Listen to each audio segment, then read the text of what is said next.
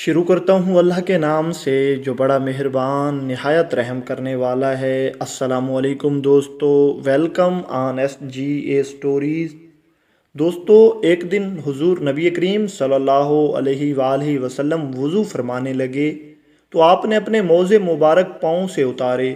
وضو فرمانے کے بعد آپ علیہ الصلوۃ والسلام نے ایک موزہ پہنا، دوسرا پہننے کے لیے دستے مبارک بڑھایا ہی تھا کہ فضا سے ایک پرندہ اتر آیا اور موزہ چھین کر لے اڑا۔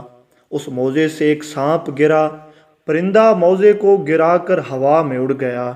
حضور سرور کائنات صلی اللہ علیہ وآلہ وسلم نے پرندے کو حکم دیا کہ وہ میرے سامنے حاضر ہو کر اس حرکت کی وجہ بیان کرے۔ اس نے بغیر میری اجازت کے کیوں میرے موزے کو اٹھایا؟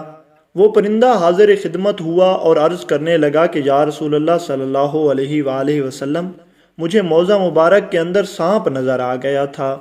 میرے دل میں یہ خیال آیا کہ کہیں ایسا نہ ہو کہ آپ صلی اللہ علیہ وآلہ وسلم اس طرف توجہ نہ فرمائیں اور موزہ مبارک پہن لیں اور آپ علیہ الصلوۃ والسلام کو سانپ کوئی ایذا نہ پہنچا دے۔ اس لیے خطرے کے پیش نظر یہ تدبیر کی کہ جلدی سے موزہ اٹھا کر فضا میں چلا گیا۔ حضور نبی کریم صلی اللہ علیہ وآلہ وسلم نے فرمایا کہ تمہیں موزے میں سانپ کس طرح نظر آ گیا؟ پرندے نے عرض کیا کہ یا رسول اللہ صلی اللہ علیہ وآلہ وسلم، جب میں مسجد نبوی کے اوپر سے گزر رہا تھا تو آپ صلی اللہ علیہ وآلہ وسلم کے سر انور سے ایک نورانی شعاع پھوٹ رہی تھی جو سیدھی آسمان کی طرف جا رہی تھی۔ اس نورانی شعاع کی روشنی میں مجھے موزے کے اندر سانپ دکھائی دے گیا۔ اس دن حضور نبی کریم صلی اللہ علیہ وآلہ وسلم نے حکم فرما دیا کہ موزہ پہننے سے پہلے جھاڑ لیا کرو۔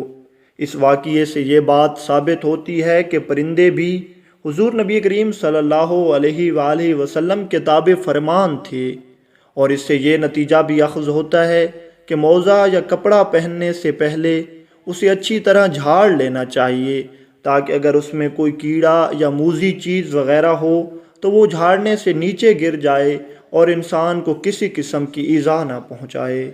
دوستو، یہ واقعہ سوشل میڈیا سے لیا گیا ہے۔